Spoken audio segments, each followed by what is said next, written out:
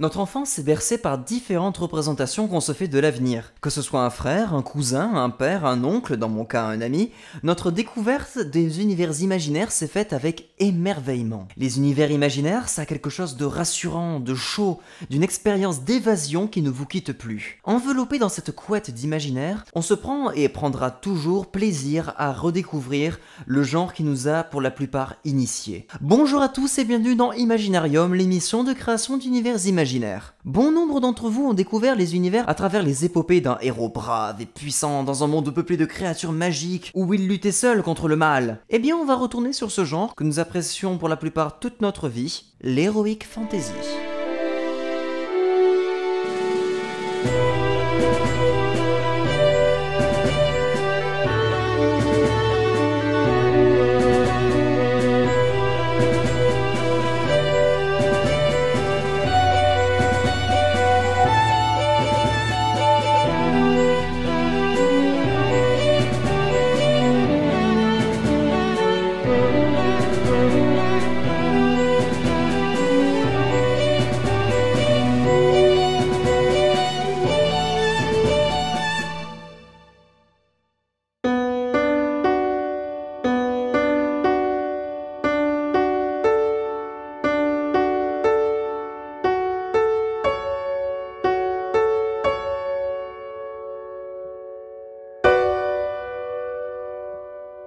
Les définitions d'Heroic Fantasy divergent beaucoup selon les auteurs et les lecteurs. Certains parlent de l'Heroic Fantasy comme les premiers récits de fantasy avec des sorcières et des barbares poilus sauvant la veuve et l'orphelin. Cependant, je préfère attribuer cette définition au genre dit du Sword and Sorcery, dont on reparlera sûrement pour aborder les origines de la fantasy. L'Heroic Fantasy, dans la définition que j'adopte, c'est un genre de fantasy propice à l'application du parcours initiatique du héros de l'œuvre. Pour cela, les protagonistes dépassent rarement le nombre de 1 ou 2, contrairement à la High Fantasy, qui elle s'élargit à un groupe d'aventuriers et à une intrigue noble de lutte du bien contre le mal. L'Heroic Fantasy aussi a son lot de combats pour de nobles causes, mais seulement si le héros adhère à ce combat. Et bien évidemment, le préfixe héroïque n'est pas là pour faire joli, le récit doit être épique. En littérature, vous avez...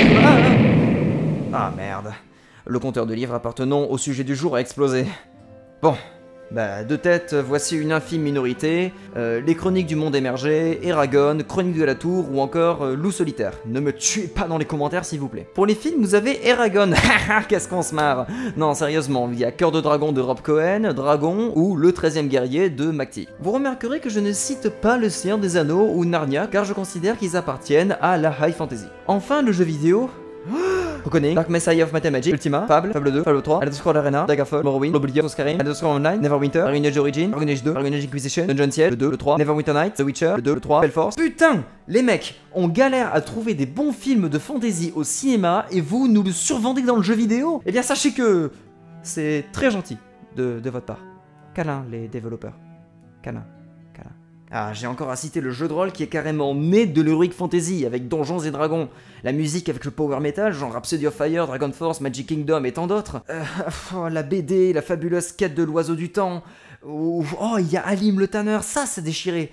Je m'emporte, passons à autre chose avant que les souvenirs d'enfance ne prennent la place à l'épisode. Très bien, pour cet épisode, je vous propose une structure que j'appelle en codex. C'est-à-dire que nous allons partir d'un point qui va voyager à travers notre univers et nous développerons chacun de ces points qui permettront de développer encore d'autres points. J'appelle ça la méthode codex, car elle permet d'être intégrée à une narration assez facilement. Les dernières pages d'un roman, dans les menus d'un jeu, mais sinon on appelle ça l'araignée ou l'arbre. L'idée est la même. Ceci est une de mes méthodes préférées pour créer des univers, bien au-delà de la carte. Le procédé est simple, commencez par un héros, racontez son histoire dans un codex à côté de votre trame, indiquez le nom de son village d'enfance et développez-le, ainsi que la ville dont ce village dépend, du climat de la région, de la hiérarchie au sein du royaume, etc. Les possibilités sont infinies et même si votre codex n'apparaît pas dans votre histoire, vous aurez une base extrêmement solide pour intégrer des éléments à votre univers. Dans l'épisode sur le médiéval fantastique, je vous proposais différentes cultures de base pour vos univers de fantasy, notamment la culture arabe. Je vais prendre celle-là, je l'aime énormément. Vu que nous faisons de l'Heroic Fantasy, nous allons nous baser sur, bien évidemment, un seul et unique héros. Je vous demande d'accueillir la jeune Nayla Kahatlem. Je passe rapidement sur le héros car nous ne sommes pas ici dans une émission de conseil d'écriture de personnages. Nayla a vécu son enfance dans la ville de Tesh Haram. C'est une enfant orpheline qui a vécu dans les bas quartiers de la ville. Elle partageait avec une minorité de la population une fascination pour ce qu'ils appellent l'orbe, un immense halo entourant la ville et que personne ne voulait dépasser. La ville de Tesh Haram est une ville située dans la vallée de la région pluvieuse de Shahad. La cité a été fondée par de mystérieux prêtres dont certaines légendes, selon Nayla, diraient qu'ils ont eux-mêmes créé l'orbe. Les habitants de la ville de Tesh Haram ont tellement vécu reclus sur eux-mêmes, vivant dans de vastes potagers, qu'ils sont absolument désintéressés du monde extérieur et ne savent absolument plus ce qui se déroule au-delà de l'orbe. C'est un sentiment partagé par Nayla malgré sa fascination. Nourrie par un orphelinat jusqu'à ses 17 ans, son plus grand rêve, inspiré par son grand frère mort de la lèpre, est de trouver la femme de sa vie. Son frère n'a jamais pu trouver quelqu'un faute à sa maladie, et Nayla veut se trouver une femme à tout prix, poussée par l'envie de protéger et être protégée. Cependant, dans les bas quartiers de Tesh Haram, les unions durables sont impossibles faute à la religion de la ville.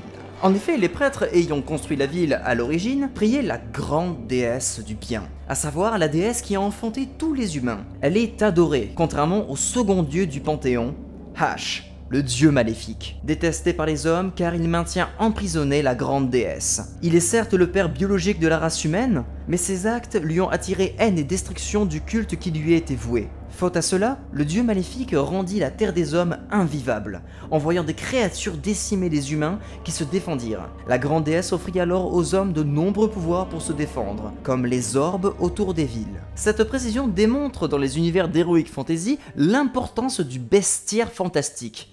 En effet, il va falloir booster au niveau des créatures à rencontrer. Qu'elles soient solitaires et puissantes, ailées, écailleuses, organisées, pacifiques, le héros doit rencontrer beaucoup de créatures à combattre ou tout simplement avec lesquelles communiquer pour insuffler cette atmosphère épique et fantastique. C'est pas pour rien que quand vous achetez un jeu de rôle, on vous conseille très souvent d'acheter le bestiaire en même temps. Pour en revenir à la ville de Tesh Haram, toute forme d'amour à long terme chez la population pauvre est interdite, car tous les ans, des citoyens sont offerts à la grande déesse pour épargner la ville des créatures extérieures. Et devinez qui fut choisi dans le lot cette année-là? Nayla.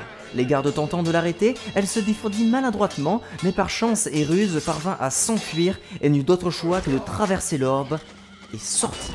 Attention, la définition du héros est qu'il s'agit d'un personnage qui fait des choix, et le récit avance grâce à lui et avec lui. D'où les contestations du titre du film The Hobbit de Peter Jackson. Je sais qu'il ne faut pas que je parle de personnages, mais en même temps, l'Heroic Fantasy, c'est que ça. Le meilleur type d'histoire, c'est quand le héros lui-même agit sur son univers, et qu'en aucun cas, le monde n'a stagné après sa quête. Donc, accentuez ça. Votre héros doit avoir de l'importance dans l'univers entier. À sa grande surprise, contrairement aux légendes urbaines de Tesh Haram, la majorité des créatures de la région étaient inoffensives, et Nayla se rendit compte de la superstition dans laquelle étaient plongés les habitants. Elle se réfugia dans un prieuré à l'embranchement de la région marécageuse de Fassa, où elle rencontra un groupe de moniales et de philosophes qui la prirent en charge. Elle put en apprendre davantage sur la religion qui entoure son monde. Ce qu'elle apprit fut assez bouleversant quant à sa représentation du monde. Ce qu'ils appelaient le dieu maléfique n'était en fait en rien une allégorie du mal. Après avoir conçu avec la déesse par amour l'humanité,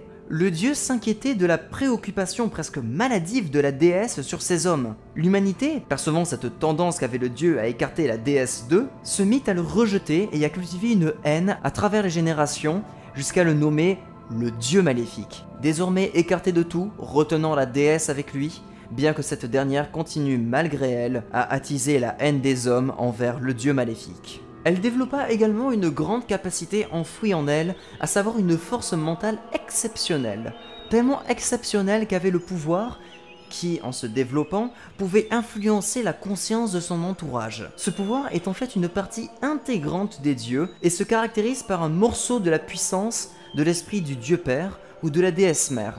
Cette force qui permit aux deux divinités de pousser les hommes à se développer. Elle fit l'acquisition de différents pouvoirs fondamentaux de l'art psychique, qui vont du détournement de l'attention pour atténuer la vigilance, à la conviction pure et simple d'une vérité, en passant par la lecture dans les pensées, ou, le pouvoir préféré de Nayla, le refoulement, le pouvoir de bloquer toutes sortes de sentiments à un adversaire, que ce soit la colère, l'obéissance ou la volonté, bien que ce dernier pouvoir soit très dur à utiliser. La magie dans un univers d'Heroic Fantasy est primordiale car elle structurera votre univers. Bien plus qu'un simple outil à la portée de votre personnage, la magie doit être une philosophie pour votre monde. C'est le principal élément surnaturel que vous allez intégrer, autant faire en sorte qu'il ait une considérable influence sur votre monde. Le cliché d'élaborer la magie en prenant les 4 éléments est certes irritant, mais bien construit, c'est-à-dire en attribuant des modes de vie et des philosophies de vie à chaque personne adhérant à tel ou tel élément. C'est déjà un bon début. Partant avec une moniale avec qui elle s'était attachée au monastère, à savoir Dunya, sans doute la personne l'ayant le plus appris sur la culture du monde,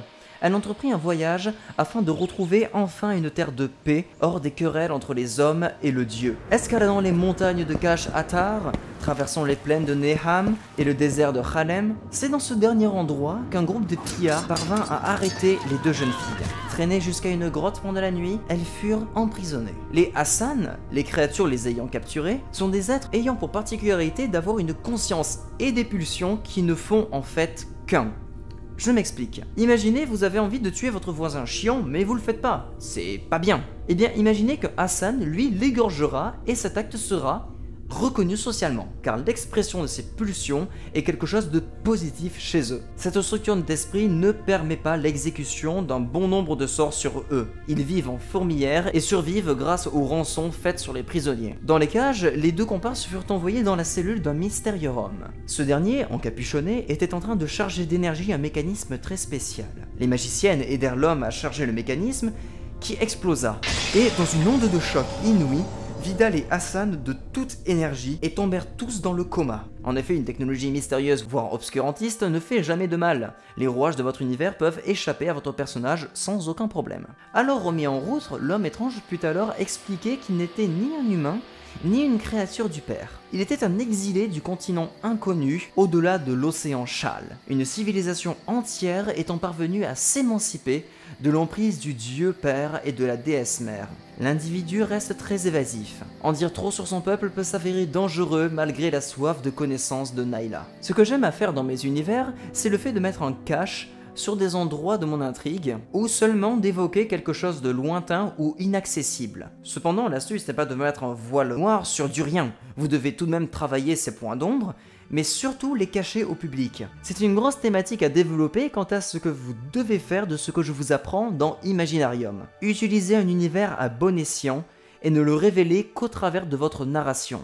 Évitez les panneaux de texte lourds au début de vos œuvres, ils ne font souvent que buter le spectateur dès le début. Allégez votre propos si vous devez le faire. Votre public s'appropriera bien mieux votre univers en se posant des questions qu'en ayant des réponses. Je vous ai raconté un début des scénarios et montré dans les grandes lignes une manière de développer votre univers et de me le montrer au spectateur. Se concentrer sur des détails au début de votre œuvre, comme le village de départ, faire ressentir la grandeur de votre univers plutôt que d'assommer votre public et laisser ce dernier l'interpréter. Cette œuvre aurait tout à fait sa place adaptée sur la longueur. Un film unique ne fonctionnerait pas, à moins d'en faire une trilogie. La découverte de la quête, une obtention de ressources capitales et enfin l'ultime affrontement. Cependant, la saga littéraire convient très bien au format. C'est sur ce que je vous laisse, amis créateurs. J'espère qu'il vous a plu et qu'il aura été à la hauteur de vos espérances. Je l'ai surtout utilisé pour un peu plus vous parler de narration que les autres fois.